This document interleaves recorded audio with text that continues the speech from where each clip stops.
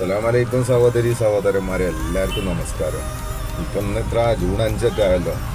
ഞങ്ങൾ ഓമശ്ശേരിയൊക്കെ ചെറുങ്ങനെ മഴ ഇങ്ങനെ പെയ്തുകൊണ്ടിരിക്കുന്നുണ്ട്, രാത്രിയുണ്ട്. അപ്പോളേ ഞങ്ങളൊക്കെ നെഞ്ചെടുപ്പ് ഇങ്ങനെ കൂടുക. എന്താണെന്നറിയോ, ഈ മഴക്കാലത്തിൻ്റെ തുടക്കവും ലാസ്റ്റുമാണ് ഏറ്റവും കൂടുതൽ മലയോര മേഖലയിലെ പുഴയിൽ ചെക്കന്മാർ ഒഴുക്കപ്പെട്ട് മരിച്ചത്. ഈ അരിപ്പാറ, പതങ്കയം, തുശാലഗിരി, പുന്നക്കല് അങ്ങനെ ആവായിട്ട്.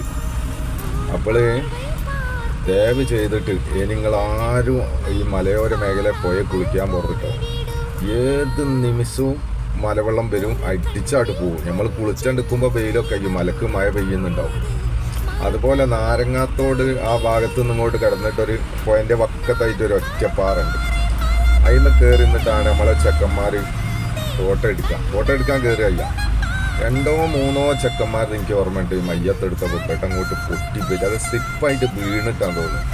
ഈ വിൽക്കുമ്പോൾ 1-2 കറങ്ങിയിട്ട് ഒരു പോക്കായിട്ട് പോവുകയ്യ. അപ്പോൾ പിന്നെ മലപ്പുറത്തു നിന്നൊക്കെ വന്ന പാവങ്ങളല്ലേ, രക്ഷിതാക്കളിങ്ങനെ കണ്ണീര് അതിൽ പാറപ്പുറത്ത് കുത്തിരിക്കുമ്പോൾ പോകാൻ പറ്റൂല. പിന്നെ പോയി കഴിഞ്ഞാൽ അതിൻ്റെ ഒരു ഭയാനകത അതിങ്ങനെ ഓർമ്മ വരിക. അതായത് വീണ് കയ്യ് പൊട്ടിയതും ഞങ്ങളെ വൃത്തിയുള്ള കർമ്മയിലെ സീസിൻ്റെ കാലിൻ്റെ നാം പറഞ്ഞ് ഇങ്ങനെ ഒരുപാട് പേർക്ക് ഞങ്ങൾ പറ്റി. അപ്പോൾ മഴക്കാലമാകുമ്പോൾ ഈ ഓമശ്ശേരി തിരുവമ്പാടി മേഖലയിലുള്ള സന്നദ്ധ പ്രവർത്തകർക്കും ഫയർഫോഴ്സിനൊക്കെ നെഞ്ചെടുപ്പ് കൂടും.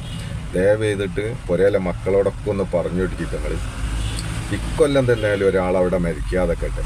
എത്ര 100 തന്നെയാലും എൻ്റെ ഓർമ്മയുണ്ടാവും 10-20 കൊല്ലം കൊണ്ട് മരിച്ചു പോയത്.